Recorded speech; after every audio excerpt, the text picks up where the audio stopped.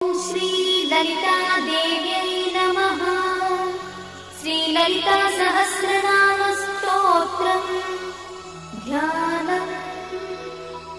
अरुणां करुणातरङ्गिताक्षीं धृतपाशाङ्कुशपुष्पबाणचापाम् अणिमाधिविरावृतां मयूखैः अहमित्येव विभावये Bhavani.